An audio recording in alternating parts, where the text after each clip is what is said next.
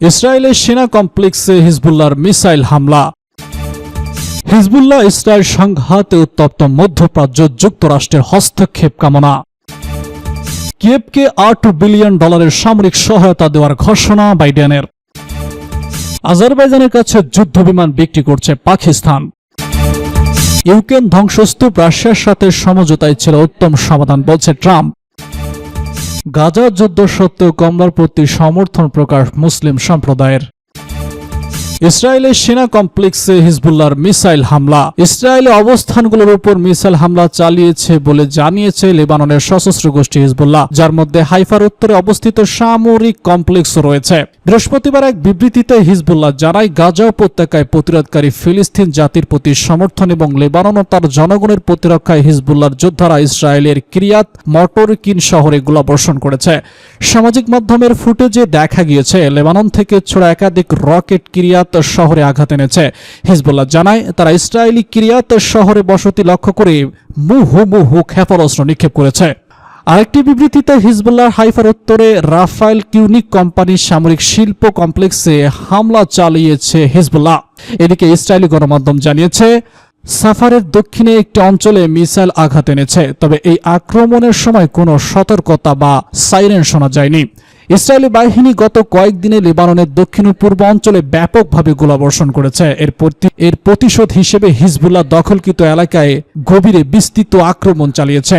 বুধবার লেবাননের সশস্ত্র গোষ্ঠী ইসরায়েলের রাজধানী তেল আবিবে গোয়েন্দা সংস্থা মোসাদের সদর দপ্তরে লক্ষ্য করে হামলা চালিয়েছে। চলমান এই সংকটের পরিপ্রেক্ষিতে যুক্তরাষ্ট্র ও ফ্রান্স উভয় মিলে সংঘাত থামাতে জাতিসংঘ যুদ্ধবিরতির প্রস্তাব দিয়েছে। তবে ইসরায়েল এই প্রস্তাবে সাড়া না দিয়ে তাদের আক্রমণ আরও বাড়িয়ে চলে যাওয়ার ঘোষণা দিয়েছে। লেবাননের স্বাস্থ্য মন্ত্রণালয়ের তথ্য অনুযায়ী গত 23 সেপ্টেম্বর থেকে চলমান হামলায় অন্তত 620 জন নিহত হয়েছেন, আহত হয়েছেন অন্তত 2000-এরও বেশি। এছাড়া ইসরায়েলি আক্রমণের ফলে লেবাননের দক্ষিণ অঞ্চল, বিশেষ করে সীমান্তের শহরগুলোতে ব্যাপক ক্ষতির সম্মুখীন হচ্ছে। প্রায় 50 লাখ মানুষ তাদের ঘরবাড়ি ছেড়ে পালিয়ে যেতে বাধ্য হচ্ছে, খবর বিবিসি। হিজবুল্লাহ ইসরায়েল সংঘাতে উত্তপ্ত মধ্যপ্রাচ্য, যুক্তরাষ্ট্রের হস্তক্ষেপ কামনা। লেবাননের সশস্ত্র গোষ্ঠী হিজবুল্লাহ ও ইসরায়েলের মধ্যে সংঘর্ষ তীব্র আকার ধারণা করেছে। চলমান এই সহিংসতা পুরো মধ্যপ্রাচ্য একটি নতুন যুদ্ধের সূচনা করতে পারে বলে আশঙ্কা করা হচ্ছে। এই পরিস্থিতিতে লেবানন সরকার মনে করে যুদ্ধ থামাতে একমাত্র যুক্তরাষ্ট্রই কার্যকরী ভূমিকা পালন করতে পারে। সোমবার থেকে শুরু হওয়া ইসরায়েলের হামলায় এখনও পর্যন্ত 50 জন শিশুসহ 570 জন নিহত এবং 1823 জন আহত হয়েছেন বলে জানা গেছে। লেবাননের স্বাস্থ্য খাত থেকে এই তথ্য জানানো হয়েছে। এসব তথ্য তিনি আল জাজিরা টিভি চ্যানেলকে দেওয়া হয়েছে। এর মধ্যে ইসরায়েল দাবি করেছে যে তাদের বিমান হামলায় হিজবুল্লাহর জ্যেষ্ঠ কমান্ডার ইব্রাহিম কুরাইসি নিহত হয়েছেন। তিনি হিজবুল্লাহর রকেট ও ক্ষেপণাস্ত্র ইউনিটের নেতৃত্ব দিয়েছিলেন। হিজবুল্লাহ এই খবর মঙ্গলবার নিশ্চিত করেছে। ইসরায়েলের নতুন এই হামলা এবং হিজবুল্লাহর পাল্টা প্রতিক্রিয়া মধ্যপ্রাচ্যকে আরও অস্থিতিশীল করার সংখ্যা বাড়িয়েছে। গাজা ইসরায়েল হামাস সংঘর্ষ প্রায় 1 বছর ধরে চলমান থাকায় পরিস্থিতি আরও অবনতি হতে পারে বলে মনে করা হচ্ছে। যুক্তরাজ্য ইতিমধ্যে লেবানন অবস্থানরত তাদের নাগরিকদের নিরাপদে ফিরিয়ে আনার পরামর্শ দিয়েছে এবং সাইপ্রাসে 7000 সেনা প্রেরণ করেছে তাদের সহযোগিতা করার জন্য। পরিস্থিতি নিয়ে জাতিসংঘের নিরাপত্তা পরিষদ বুধবার একটি বিশেষ বৈঠকের আহ্বান করেছে। জাতিসংঘের মহাসচিব আন্টোনিও গুতেরেস বলেছেন, লেবানন এখনো পর্যন্ত বিপজ্জনক পরিস্থিতির সামনে দাঁড়িয়েছে। লেবাননকে গাজার মতো আরেকটি সংকটে পড়তে দেওয়া যাবে না। মার্কিন প্রেসিডেন্ট জো বাইডেন জাতিসংঘে ইসরায়েল লেবানন সংকট নিয়ে শান্তি বজায় রাখার আহ্বান জানিয়েছেন। তিনি বলেছেন, পুরোদস্তুর যুদ্ধ কেউ চায় না এবং এখনো কূটনীতিক সমাধান সম্ভব। তবে বাইডেনের মন্তব্য নিয়ে আলোচনা করেছেন লেবাননের পররাষ্ট্রমন্ত্রী আব্দুল্লাহ।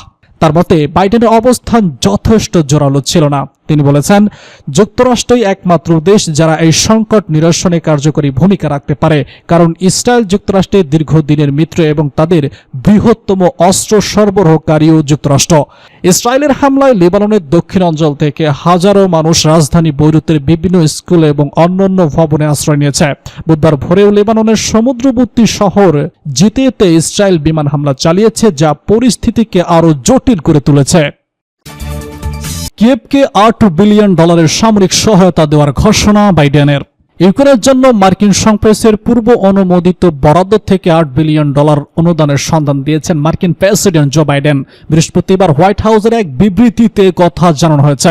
বিবৃতিতে বলা হয়েছে, প্রেসিডেন্ট ড্রাইন্ট অথরিটি হিসেবে আমি এই $8 বিলিয়ন অনুমোদন করেছে, যাতে আমার প্রশাসন ইউক্রেনকে মার্কিন সামরিক সরঞ্জামী সহায়তার সংপ্রেসের বরাদ্দকৃত তহবিল পুরোপুরি ব্যবহার এবং অতঃপর মার্কিন মজুদ পুনরায় পূরণ করতে পারে।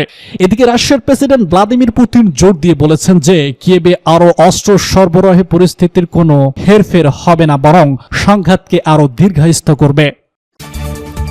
আজারবাইজানের কাছে যুদ্ধ বিমান বিক্রি করছে পাকিস্তান। আজারবাইজানের কাছে যুদ্ধ বিমান বিক্রি করছে পাকিস্তান। বৃহস্পতিবার দেশটির সেনাবাহিনী এই তথ্য জানিয়েছে।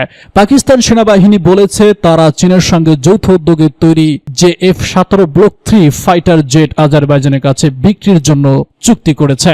পাকিস্তান সিআইএসপির বিবৃতিতে বলা হয়, বন্ধু প্রতিম দেশগুলোর সঙ্গে প্রতিরক্ষার সহায়তা বাড়ানোর জন্য এই আজারবাইজানি বিমান বাহিনীর সক্ষমতা বাড়ানোর চেষ্টা হিসেবে পাকিস্তান যুদ্ধ বিমান বিক্রি করছে। সম্প্রতি আজারবাইজানের প্রেসিডেন্ট ইলহাম আলিফ ইসলামাবাদ সফর করেন। তার সফরের সময় পাকিস্তানি যুদ্ধ বিমানের সক্ষমতা সম্পর্কে তার কাছে বিস্তারিত তুলে ধরা হয়। ইউক্রেন ধ্বংসস্তূপ রাশিয়ার সাথে সমঝোতায় ছিল উত্তম সমাধান, বলছে ট্রাম্প। যুক্তরাষ্ট্রের সাবেক প্রেসিডেন্ট ডোনাল্ড ট্রাম্প বলেছেন, রাশিয়ার সঙ্গে যুদ্ধে জড়ানোর কোনো প্রয়োজন ছিল না, কারণ ইউক্রেন এখনো কার্যকর ধ্বংস হয়ে গেছে। বুধবার উত্তর ক্যালিফোর্নিয়ার এক সভায় তিনি এসব মন্তব্য করেছেন। মন্তব্যে তিনি রাশিয়া ইউক্রেন যুদ্ধ নিয়ে গভীর হতাশা ব্যক্ত করেন। ট্রাম্পের মতে ইউক্রেনের উচিত ছিল 2022 সালে রাশিয়ার আক্রমণের আগে প্রেসিডেন্ট পুতিনের সাথে সমঝোতায় আসা। তিনি বলেছেন, যদি সব থেকে খারাপ চুক্তিও করত, সেটি বর্তমান পরিস্থিতির চেয়ে অনেক ভালো হতো। তিনি আর বলেছেন, তার প্রেসিডেন্টের সময় রাশিয়া কখনো আক্রমণ করত না এবং যদি তিনি পুনরায় হোয়াইট হাউসে আসেন এই যুদ্ধের অবসান ঘটাবেন। ইউক্রেনের বর্তমান পরিস্থিতি নিয়ে ট্রাম্প বলেছেন, দেশটি ধ্বংস হয়ে গেছে এবং সেখানে আর যুদ্ধের জন্য কোনো সক্ষমতা অবশিষ্ট নেই। বিশেষ করে কিয়েভের বাইরের এলাকায় সৈন্য সংকট এবং বিপুল পরিমাণ প্রাণহানির কারণে পরিস্থিতি আরো নাজুক হয়ে উঠেছে।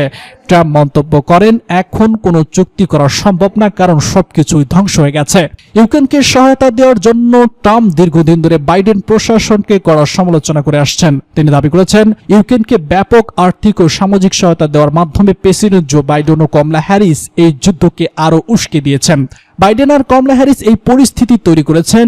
বলেছেন ট্রাম্প, তারা জেলেনস্কিকে এত টাকা ও এত অস্ত্র দিয়েছেন, আগে কোনো দেশ এবং রাষ্ট্রকে এত অস্ত্র দেননি। যদিও ট্রাম্পের এসব মন্তব্য বিতর্কের সৃষ্টি করেছে, বিশেষ করে ইউক্রেন যুদ্ধের ভবিষ্যৎ নিয়ে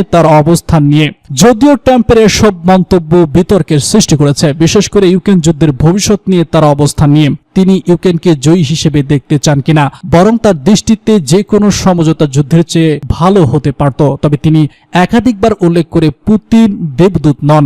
তার সময়ে পুতিন কখনো আক্রমণের সাহস পেতেন না বলে মন্তব্য করেছেন তিনি। ইউক্রেনের প্রেসিডেন্ট ভলোদিমির জেলেনস্কি ট্রাম্পের মন্তব্যের কড়া সমালোচনা করেন। তিনি নিউ ইয়র্ক জাতিসংঘের সাধারণ পরিষদে যোগ দেওয়ার সময় তিনি বলেছেন, ট্রাম্পের রানিং মেড জিজি ভ্যাকসিন, কারণ তিনি ইউক্রেনকে রাশিয়ার নিয়ন্ত্রণে কিছু অঞ্চল ছেড়ে দেওয়ার প্রস্তাব দিয়েছে। জেলেনস্কি আরো বলেছেন, ট্রাম্প আসলে জানেন না কিভাবে এই যুদ্ধ থামানো যায়, যদিও তিনি মনে করেন তিনি জানেন। জেলেনস্কি হোয়াইট হাউসে যুদ্ধ জয় করার পরিকল্পনা নিয়ে আলোচনা করবেন বলে ধারণা করা হচ্ছে। তিনি রাশিয়ার লক্ষ্যবস্তুতে আঘাত আনতে পশ্চিমা দূরপাল্লার অস্ত্রের আবেদনও করতে পারেন। ইউক্রেন যুদ্ধের ফলে ইতিমধ্যে দেশটির 1/5 এলাকা রাশিয়ার নিয়ন্ত্রণে চলে গেছে বলে ধারণা করা হচ্ছে। ট্রাম্পের এসব মন্তব্য ভবিষ্যতে তার প্রেসিডেন্ট হওয়ার জন্য কতটা প্রভাব ফেলবে তা নিয়ে রাজনৈতিক বিশ্লেষকদের মধ্যে আলোচনা চলছে।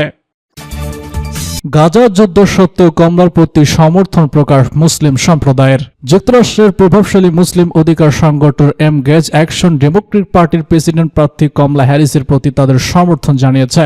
গাজায় চলমান ইসরায়েলি আক্রমণ নিয়ে উদ্বেগ থাকা সত্ত্বেও সংগঠনটি জানায় তাদের সমর্থন।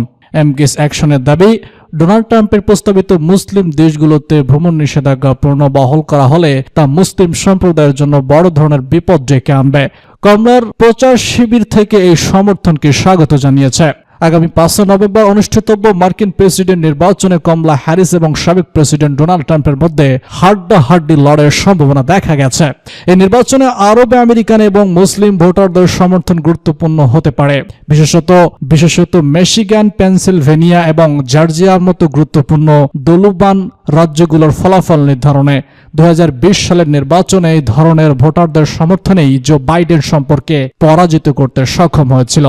গাজা ইসরায়েলি হামলার কারণে বাইডেন প্রশাসন সমালোচনার মুখে পড়লেও কমলা হ্যারিস গাজায় দ্রুত যুদ্ধবিরতি এবং জিম্মিদের মুক্তির আহ্বান জানিয়েছেন। তিনি ইসরায়েলের আত্মরক্ষার অধিকারের প্রতি সমর্থন জানালেও একই সঙ্গে ফিলিস্তিনিদের আত্মনিয়ন্ত্রণের অধিকারের পক্ষেও কথা বলেন।